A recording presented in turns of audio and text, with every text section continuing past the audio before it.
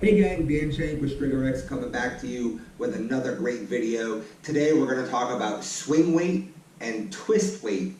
I can't wait to kind of lay that out for you so you can understand it a little bit better.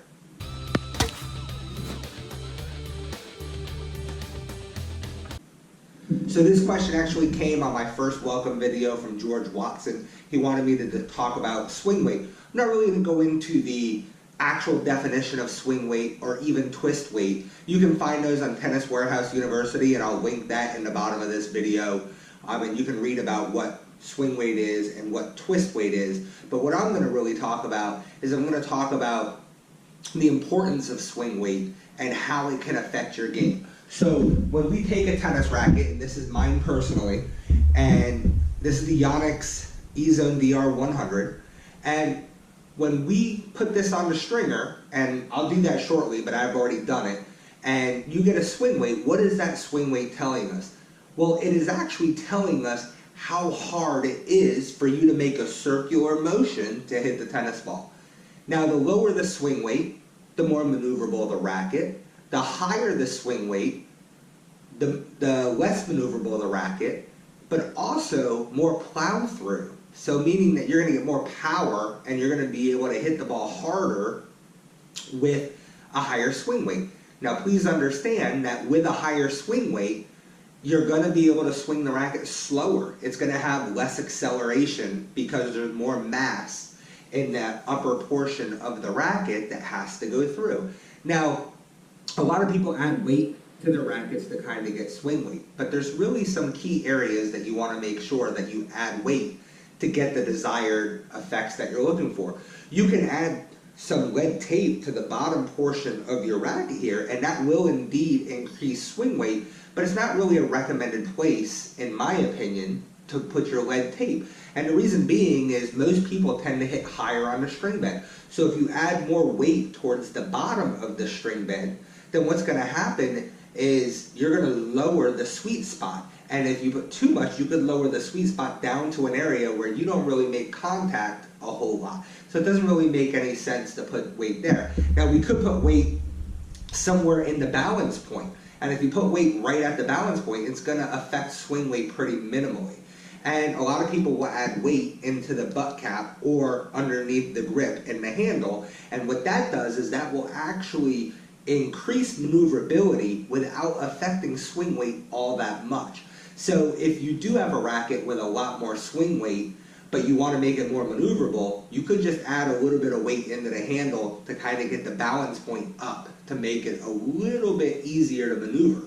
But again, it's not going to make as much difference if the swing weight is pretty heavy. Now let's talk about arm injuries. So players who have arm injuries, I've had 3 shoulder surgeries, I've had an elbow surgery, I've had right hip replacement. So all these injuries take a toll on how your tennis game is going to perform. So when you have arm injuries, specifically like rotator cuff tears, a longer racket is going to increase the swing weight. And if you think about it, when you use an RDC machine, which we're going to use here in a little while, the RDC machine actually comes up here about 4 inches on the racket, and that's where it measures the swing weight from. The reason it does that is because when we put our hand on the racket, our hand is going to be somewhere around 4 to 6 inches, depending on how big your hand is, up the grip. So that's going to give us a good idea of what the swing weight is going to be. Now for players who serve and drop their hand down with their pinky hanging off the butt cap like that, well, that's going to increase the swing weight even if you don't add any weight to the racket because you just changed the access point, right, the lever of where your grip is. Coincidentally, the opposite is also true. So if you choke up on your racket, you're going to have the same effect. You're going to lessen the swing weight. You're going to make the racket more maneuverable. If you ever played baseball, a lot of coaches, I know mine did, my dad did as well, when I had 2 strikes, they always told us, choke up on the racket so that way you can just protect the plate. And the reason being is it's easier to maneuver the bat. So if you get a pitch that you're not comfortable with swinging at hard, you can just try and foul it off. Well, it's the same thing in tennis. If you don't have super quick reactions, you can choke up a little bit on the racket and give yourself a little bit easier time to maneuver the racket. Now granted, that could make things a little challenging when you have to go reach for a volley, but it will make things a little bit easier for you if you do have slow reactions. Now let's get back to how we can increase swing weight the proper way. So most of the time, you'll see that people will put lead tape at 3. If you look at this racket as a clock, standing up, this is 12 o'clock, this is 6 o'clock, 3 o'clock, 9 o'clock. So if you're looking at the racket, most people will put lead tape on the sides at 3 and 9 o'clock. And what that does is that actually helps with twist weight. Now twist weight is when the tennis ball comes and hits the racket, if it doesn't hit perfect in the dead center of the racket, right in the sweet spot, the racket could twist one way or the other. You can see as I'm holding this racket, dead center, the racket moves back and it flexes, but it doesn't really twist. But the minute I go up, you can see the racket starts to twist up, and if I hit down, the racket starts to hit down. And essentially, what we're trying to avoid is we're trying to minimize that twisting of the racket on off-center hits to ensure that we still get a good shot when we miss just a little bit off-center. Other people will put lead tape on 10 and 2. And again, clock face, so 10 and 2. What that will do is that will raise the sweet spot a little bit. It'll give you a little bit of torsional stability, but it will also give you more power. It also increases swing weight more. So at 3 and 9, you're going to increase swing weight, but not as much as if you put it at 10 and 2. And in the last place we will put lead tape is right at the tip. And if you put lead tape right at the tip, that's going to give you maximum power. It's going to raise your sweet spot a little bit. It's also going to give you a lot more swing weight quicker, depending on how much weight you put in the racket.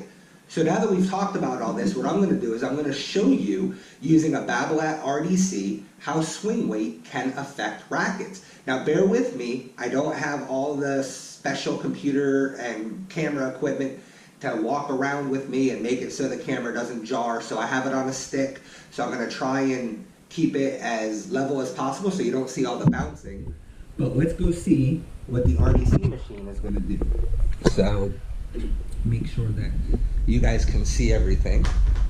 So as you can see here, I have some lead tape already cut out, and I'm actually doing it for all 3 of my rackets again.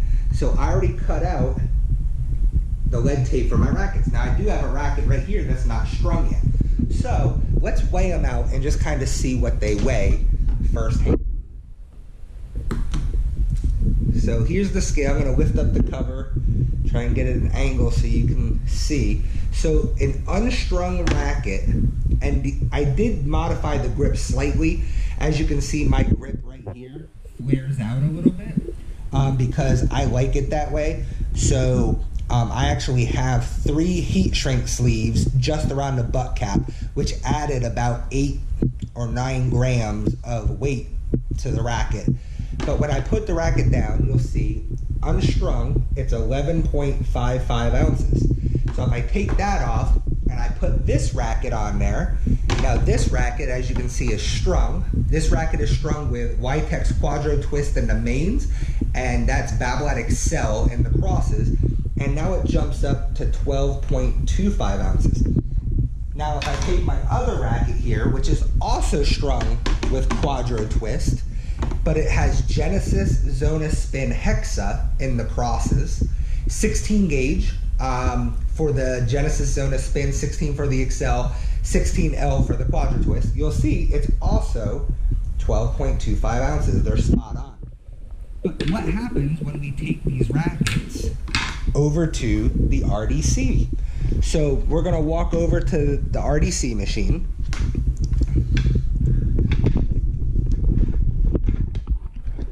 And again, forgive me with a little bit of the wobble of the camera. And I'm going to try and set this down as I put it in. So you'll see we're going to do the unstrung racket first.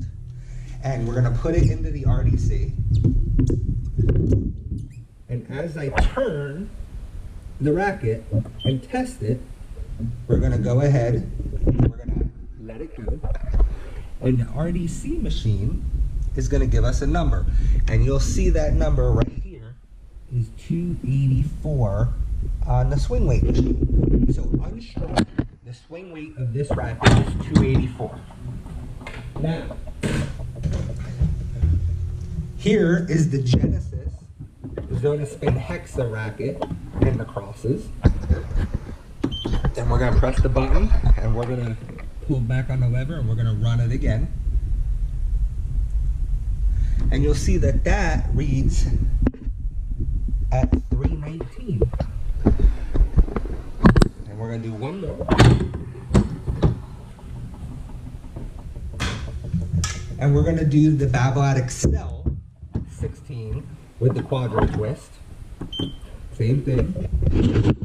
Now let that one go.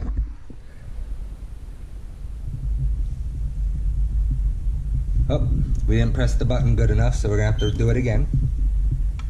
So we're going to let this one go. And you'll see the machine shows 318. So they're just slightly different with the different strength. What's interesting about this is as we add weight, it will change. So I'm going to go grab some vibration dampeners. So what we're going to do is we're going to come over to our handy dandy scale over here, and we're going to weigh these dampeners right here. And one of the dampeners weighs 0.15 ounces, but we're going to change this to grams. So that's a 4 gram vibration dampener.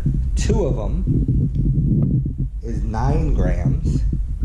3 of them is 14 grams. 4 of them is 19 grams. And 5 of them is 24 grams. Now, we also have a couple smaller dampeners here. Here's one right here, and that's 3 grams. And there's 8 grams together. 7 grams, it just went down to 7. So it's 7 grams for the 2, but 3 grams each if we put them on. So that's a pretty good idea of how this will work. So we're going to say one of these is 4 grams. So if we were to take this racket, I'm going to sit you back up over here so you can see, and we're going to stick this vibration dampener at the very top, and let's just assume that this vibration dampener is actually lead tape on the hoop, and we're going to put it for more power at 12 o'clock. So we want to maximize power. So that we could easily add 4 grams of lead right in the center of the racket. So there you have it. We added that weight. So now when we put this on the swing weight machine, one of the things that you're going to notice is that the swing weight is going to go up quite a bit. So with just 4 grams, our swing weight went from 319 to 337 with just 4 grams on the end of the racket. Now, because this is a vibration dampener and not lead tape, yeah, it's not perfectly at the top of the racket, but it's enough. Now let's talk about twist weight. So if we put the same weight up at the top of the racket, let's see what twist weight is. So with twist weight with the RDC, it's not perfect, but it's good enough for what we're trying to show here. We're just going to switch the racket to horizontal, and we're going to go ahead and we're going to figure out what the RDC gives us for twist weight. Well, as you can see, twist weight is 351. So that's a difference of 14 units. So 14 units is pretty good for twist weight. You want your twist weight to be double digits. The higher the double digits, the more stable the racket's going to be. Now let's see what happens if we take this back off, this vibration dampener. We're going to pull it off. And let's see what the twist weight is without that vibration dampener. We're going to go ahead and we're going to pull it back.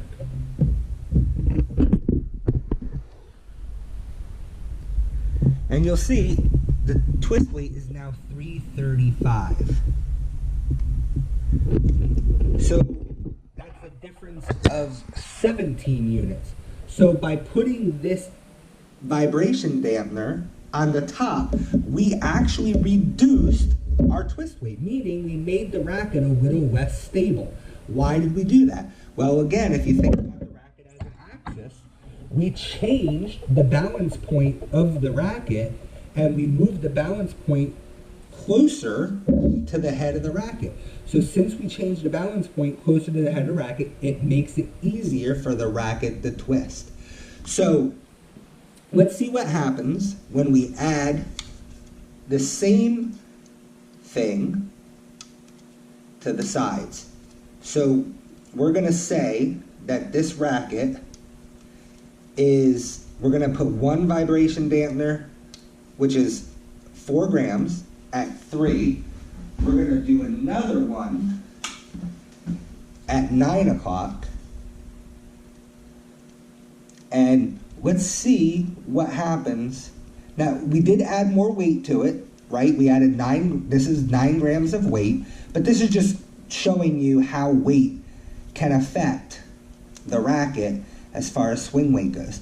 So now, as you can see, we have vibration dampeners at both 3 and 9 o'clock. So now, and they're both on the same line, so now let's see what happens when we put this in to our swing weight machine. So with the RDC, we're going to go ahead and measure what's the swing weight do. So we added effectively 9 grams. If you remember, there was 9 grams that we added. Swing weight jumps up to 340. Now, isn't that interesting? It jumped up to 337 when we added 4 grams just to the hoop, to 12 o'clock. But now that we added 9 grams, but lower on the racket, swing weight still went up, but it didn't go up as much. If you think about it, it only went 3 more units more than the other one. Now let's see what our twist weight is according to our RDC. So we were at 340, and our twist weight is now 355 according to the RDC. So it went up to 15, so it got more stable. You would think it would get considerably more stable with 9 grams on the sides of the racket, but it's not what happened. It just went up a little bit, but it did make the racket more stable, and it brought up the higher swing weight.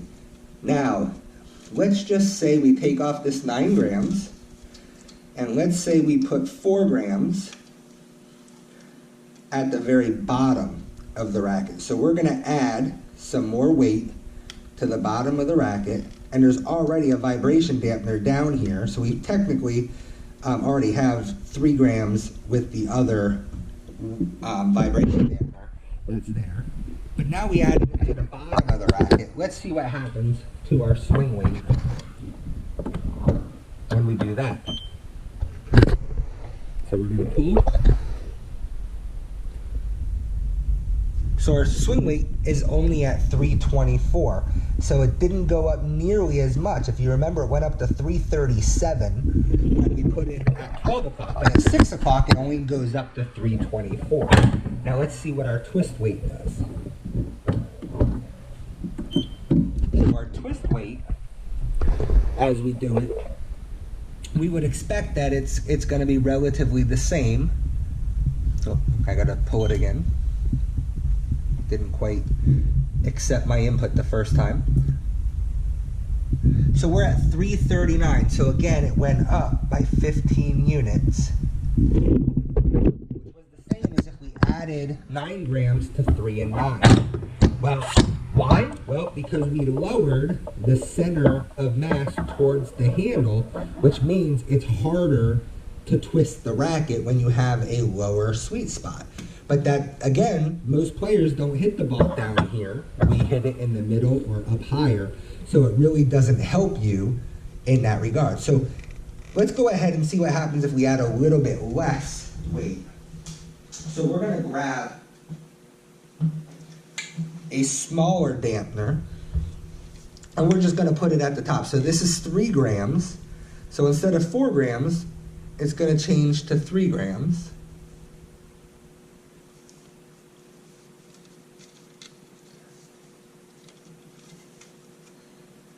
So it's only a 1 gram difference. Now with 4 grams, if you remember, we went up to 337 in the swing weight.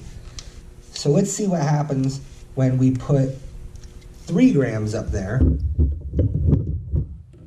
See how that, so it's a difference of 1 gram, just 1 gram, and we'll see what the machine shows us. It's obviously going to be less than 337, and as you can see, 1 gram can adjust swing weight by 3 units. So it's at 334. Well, let's see what the twist weight is with a 1 gram difference up there. If you remember the last time, it was at 351. So let's see what it is when we do it with 1 gram less. Oh, yeah. It didn't accept. Do it again. So now we're at 348. So 1 gram left. So the difference is 334 to 348 is a difference of 14. So it really didn't affect our normal swing weight, our normal twist weight, because it was 14 just like it was before we added the vibration dampener. So just wanted to give you a good idea of how weight can impact how a racket performs, and using vibration dampeners is definitely an easy way for us to be able to do that. So I hope you got a lot out of this video. We're going to touch on some of these things a little bit more in depth as time goes on. But I just wanted to shoot a quick video for George Watson. Thank you so much for the question, George. I hope this really helps you understand swing weight a little bit better and how it can impact your game. I do want to touch on one more thing really quickly though, and that is most people think you go as high in swing weight as you can possibly handle, and that will help your arm. That is true. However, if you've had elbow issues, the more swing weight in the racket, it can put more pressure on your arm when you're trying to swing it. So too much swing weight can actually continue to hurt your arm if it's too heavy. So you'll know it's too heavy if it hurts, and if it's too light, you'll know it's too light because the vibration of the racket will be a lot and the racket will twist in your hands. So there is a fine balance between maneuverability and power and plow through and arm, taking care of your arm. So just please understand that just because the pros are using rackets at 350 to 370 swing weight, some of them even higher, that doesn't necessarily mean you should. I think a really good swing weight range for the recreational player is somewhere between 300 and 335. If you're a very good junior player and or a college player, you might want to go a little bit above that. But it just really depends on your build, depends on how strong you are, and it depends on your arm and whether or not you have any arm issues.